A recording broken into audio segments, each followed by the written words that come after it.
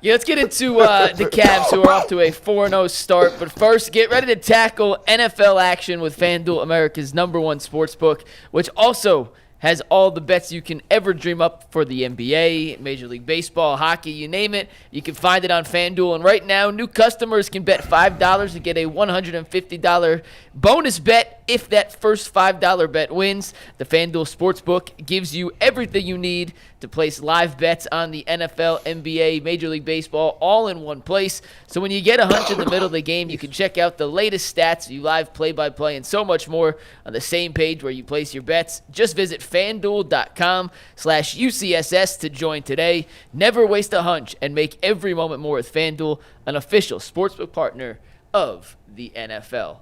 Guys, I need your help here because I am stuck in this who cares about the NBA, the regular season doesn't matter, and I want to get myself out of this. You know, if I was just a fan, it would be fine because I don't, whatever. But not only do I want to care about these games, and it's boring if I come on TV and every day say, who cares? It's the regular season. That's boring. Nobody wants to hear that. So I don't want to say that. So I need your help. Mike, you want to take first crack at it, you said? Yeah, tag me in, Coach. Tag me in. Get me out of this malaise of not, like, I watched the game last night. I'm not going to lie. I didn't watch the first 3 games because they were playing bad teams and I didn't really care. But I'm like, all right, they're playing the Knicks tonight. I got to watch this game. So I'm watching it, and I like the way they played. And then Mike sends a text this morning. He's like, it's a big win. And the first thing I thought, big win. It's the fourth game of the NBA season. No, it was. But I want it to feel like a big game. So help me. So I tweeted out last night after they won, believe the hype, the Cavs are real. Ooh. And I got a lot of pushback saying, I agree with Bull. Nothing matters till March and April. Yeah. And big picture, you guys are right. It's 4 games. It's less than 1/20th of the season so far. They've played 3 mediocre teams. And by mediocre, that's being really generous to 3 of the worst teams in basketball. Yeah. They've played 1 real contest. That was last night against the Knicks. And they did win that game in MSG. And Darius Garland, who we'll talk about, played maybe his best game in a year and a half. We can't get the playoff question answers until the playoffs. So if you want to choose to go through the next 5 months with the same mindset that Bull just alluded to, if none of this matters, then so be it. But there are tangible things you can see from the Cavs for the first 3 games, and most specifically last night, that showed they're playing high-level basketball in the moment, doing things differently than we had seen the last 3-4 seasons with JB Bickerstaff, that in theory, and so many things can change between Game 4 and the playoffs. We have 78 regular season games left, or 77 regular season games left. A lot can change, but right now, in the moment today, this morning at 11:16, the Cavs are playing really high-level basketball. They're executing offensively at an extremely, extremely high rate. They're making shots, and even last night in a game where they didn't make as many threes as they had in the first 3, they found ways to win. You can poo-poo it all you want. It doesn't mean they're legitimate contenders. They're as good as the Celtics or the Thunder.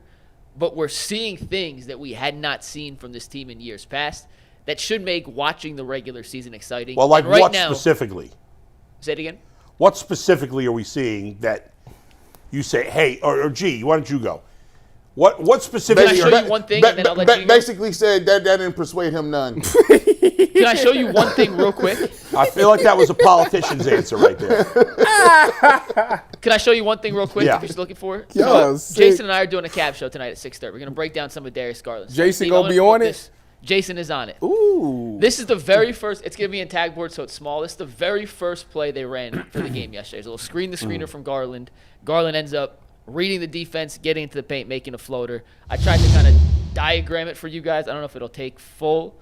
But you can see the way they're setting up guys, putting them in a position in space, and letting them read, as opposed to last year being so rigid, which is what JB Bickerstaff wanted them to do. We'll break all these plays down in more detail tonight. But he's reading Josh Hart here. Josh Hart goes under. Darius ends up getting to the lane. He puts Karl-Anthony Towns in a pickle. Do you help? Do you not? Garland hits the floater. The fact that they're executing some of these sets at such a high level this early in the season, Bull, makes me confident they can continue to add to the repertoire in the playbook. If they have the basics down to this extreme, then Kenny Atkinson can just keep dialing it up even more as we continue to go along throughout the season. I think Go ahead, guys. I understand what you're saying Yeah. about it doesn't matter until like all this is cute, now, Right. but it's still exciting. To me, it's about seeing the growth of the team. Last year we talked about how JB had no sets.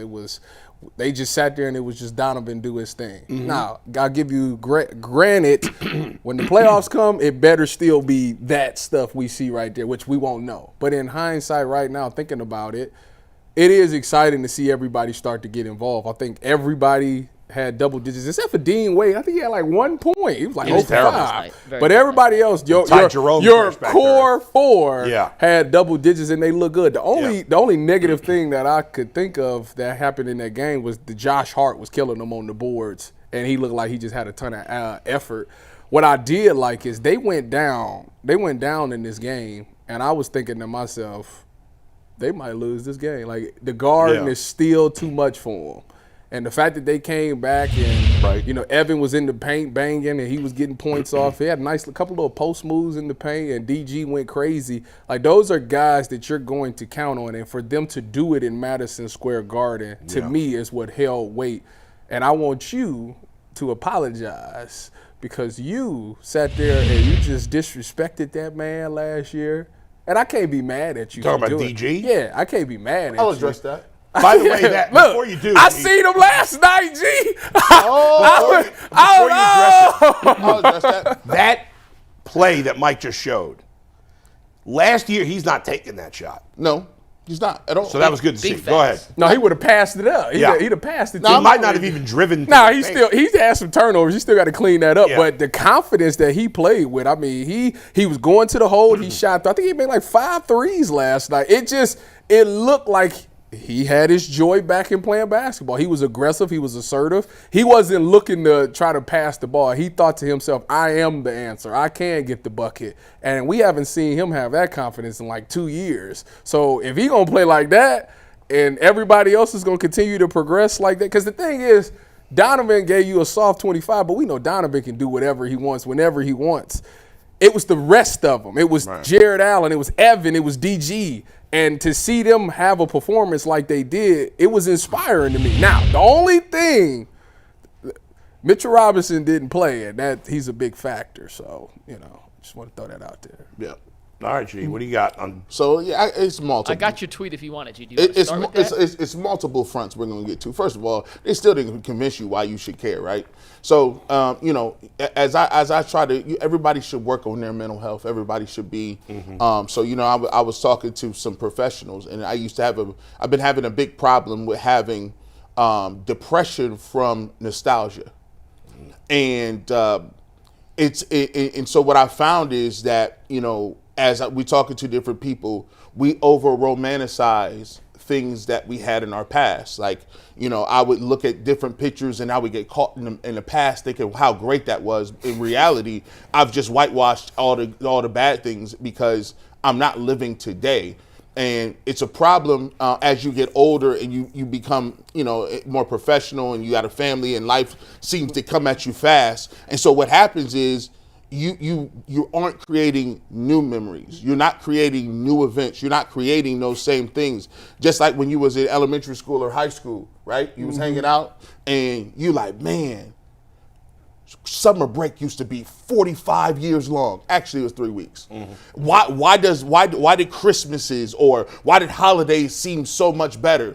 It's because back then you were living in the moment. You were living in a day. You weren't thinking about 25 years of this Christmas. Now we live in an environment where, as adults, we're programmed to think about the next thing. Right now, we're talking about the Browns, but now the Cavs come up, and it's like, okay, well, we'll push them to next year and tell me when it counts. But meaning is derived from the process. Meaning is seeing people go through things. The meaning that you have that you get to watch your son grow and say, I was at the first play and look how he's grown now. Look at what he's adding to the thing. Now, before you might have been like not really paying attention to it, but now you probably get really excited to see him and be at plays and growth. So you have to put yourself in the moment. You have to live in today and say, look, tomorrow I do sports for a living. We may not be here tomorrow. Like, I can't wait on the Browns every year. Right? Yep. I can't wait on the Cavs. Let me enjoy watching those guys today in whatever it is. And as you develop those relationships, as you develop and watch, you become, more invested in it, and you derive meaning from the process. I did appreciate the process of the Guardians this year. I enjoyed watching them throughout the season. And what you do in the regular season baseball doesn't always. Now, the Dodgers were the best team in baseball this year, and they're about to win the World Series. So it did, but it doesn't always happen that way. And okay, and you're convincing me a little bit here. And what I'm talking myself into as I'm listening to what you're saying also is the fact that the two bad things about the NBA, and one of them's changing, so it might help. One, the biggest negative to me with the NBA is there's so many teams make the playoffs. That hurts the regular season. I agree. Because it's so, even though in baseball, you can't be mediocre. I mean, maybe the last team possibly, but like in baseball, even though they've expanded the playoffs to 6 teams, that's still only 6 out of 15 in each league. That's less than half, obviously. Whereas in basketball, it's 10 out of 15 make it. That's 2/3. So it feels like there's no chance they're not going to make the playoffs.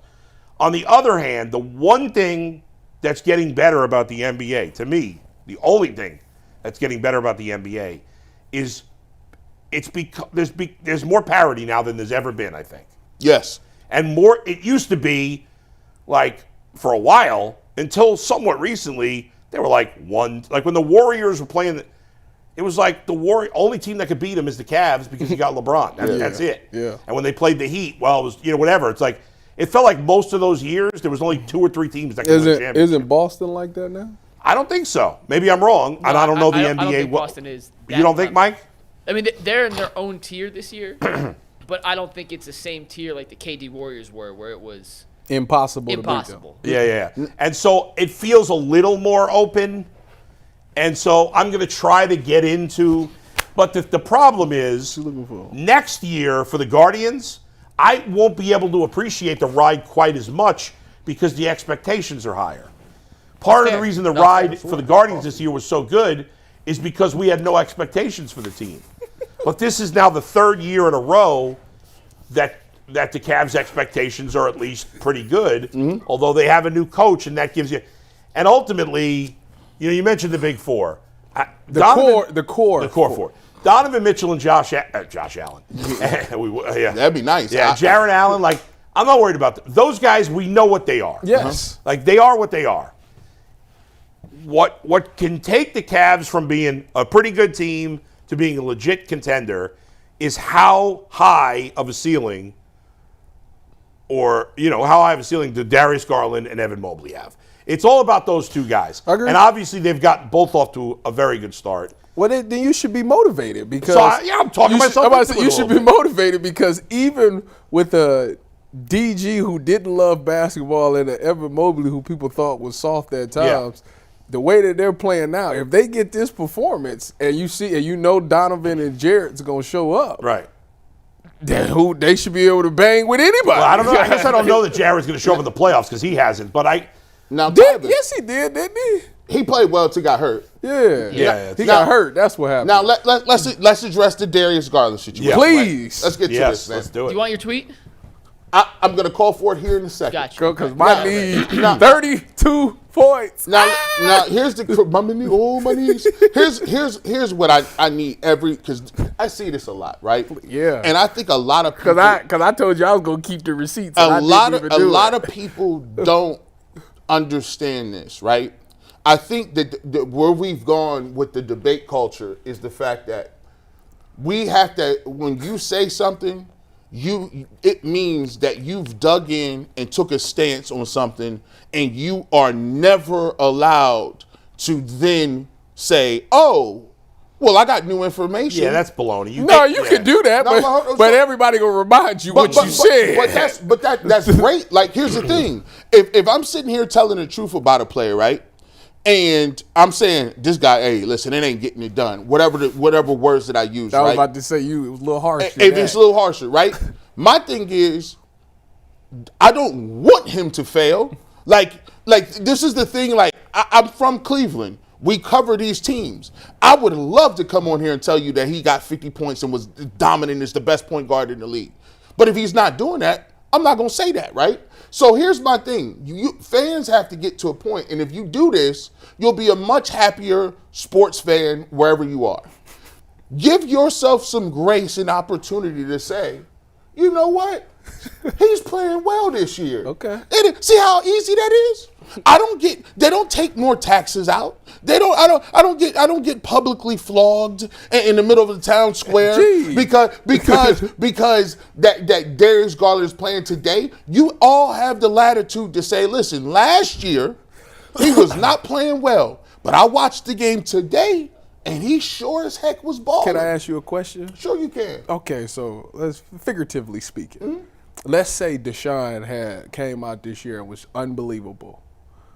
You yourself said that people gonna have to unfollow you because you got receipts. Yeah, that's exactly true. What were you gonna do with those receipts? The receipts was I was gonna take victory laps on that 4,500. Okay, so like by doing what though? I'm gonna say Deshaun Watson got 4,500. He's killing this. Okay, so you're not like about to go dig up old tweets and stuff and like ha to them people that say. Why would I do that? I'm just asking because that's what people do. When people say I got receipts, they usually when they write about something, they usually go back and retweet it and be like, "This you, ain't it?" I'm gonna give you a case in point example. McNuggets knows this. When they talked about bringing Flacco in last year, they said, "Nah, DTR." People say, "Nah, whatever." We was on a panel. I said, "No, give me Joe." Nobody wanted Flacco. And then when they said, how good is Flacco going to play? I said, he's throwing for 300 first game. They laughed. Mm-hmm. They said, he's going to throw for 300? They laughed again. I kept saying he was going to throw for 300, right? Mm-hmm. And I said, I gave him a nickname. We was balling. We got the Kool-Aid. The Flaccavelli was moving. Now, guess what? When the Cleveland Browns decided that they was going to move on from Joe Flacco, I was like, okay. See, I understood what they were doing in two senses. We all did. So you don't have to double, even because you know something in the time today does not mean that you can't get that new information and say, once upon a time people thought the world was flat. I agree with you. I think Tyvus is trying to bring up the point that you would have talked shit to the people. Yes, he would have. I don't know why he's sitting here acting like this. No, listen what I'm saying. Am I going to specifically pull up one person's tweet and be like, he's garbage? Maybe. I don't think there's anything wrong with that. That's fun. That's part of the sports debate. You got to admit when you're wrong, as we all do. Not everybody in the business. I was going to say people. So bring up my tweet, McNuggets. Yeah. So we can see how this all comes back in. Let me see. What did he say? Crazy accent. You got to read the tweet. Yeah, right. We sitting there. Let me put some context on it. We watching the game, and so my wife, she was sad because Ricky Rubio is no longer there. I told her, bro, you listen, you can't keep trying to DM Ricky Rubio. That's unacceptable. He's not here no more. You can't watch him. No, I'm just playing. But he said, my wife told me, she was like, now she got an accent, right? She's like, you could no longer say bad things about Darius Garland's name because he's looking much beefier and fuller faced. I said, pause. What are you talking about? He's like, he is much more beefier today than he was last year, and his face is much more fuller. He is much more in shape today. I said, so what you trying to say is he gained some weight? Yeah. He lost the weight last year, and he looks much more physical. I said, I got what you was trying to say. Beefier. He's big. I said, but pause. You can't say beefier. Don't say that publicly. So even my wife is like, you can't say nothing about Darius Garland this year. I'm just saying. Now, and I said, you know what, babe? You're right. He is balling today. Now listen, if he balls out the rest of the year, I'll shake his hand and congratulate him. See, it is what it is. All I know is I'm going to say this. Let me see that, Steve. Let me see it. Pan it. Pan the camera. Stop talking to him. Here we go. I'm going to say this. I was right about Darius Garland, and so far, I was right about Elijah Moore because today, at about 8:02 this morning, Petty LaMoore decided to pick Elijah Moore up for his fantasy team after they criticized me and told me he was done. He was a waste of trade. He was never going to do nothing here. And all of a sudden, People jumping on board. I'm just Now- saying. I'm just saying. I have to admit that I did pick him up today. Now listen, we talked about McNuggets. We talked about Kobe Altman, right? Now now here's the thing. If you're gonna take, I'll say, look, hey, you playing better this year, right? I will say this though. I sure the heck was right about JB Bickerstaff for 2 or 3 years, was I not? I think it's too early to say, but the early returns The say early yes. returns look really impressive. Okay, Yeah. so it's up and down, McNuggets. You win some, you lose That's right. some in this game. I love to pat myself on the back when I get it right, but I totally will call myself out when I get it wrong. I think you got to do that. Right. Yeah. I mean, you don't have to talk crap when you're right, but I love it. One But last thing. if you're going to talk crap when you're right, you got to admit when you screw up. I just Absolutely. need G New to get these interceptions so I can be right about baseball, I can be right about basketball, I can be right about football. One last thing on the Cavs, and we'll pivot over to the Browns. But as good as Darius was offensively yesterday, he made 2 giant defensive plays late in the game that ended up sealing the game for the Cavaliers. He had the block strip somebody? on the Brunson on a fast break attempt. He had a strip on Brunson, then he blocked Brunson again. That kept the game at multiple possessions as opposed to the Knicks cutting it to one possession. We're going to break those down tonight on the Ultimate Cavs show, either 6:30 or 7. We haven't finalized the time, but that will be tonight. We're going to recap the Knicks game, recap the first 4 games of the season, preview tomorrow's game against Bronny and the Lakers, so make sure y'all tune into that.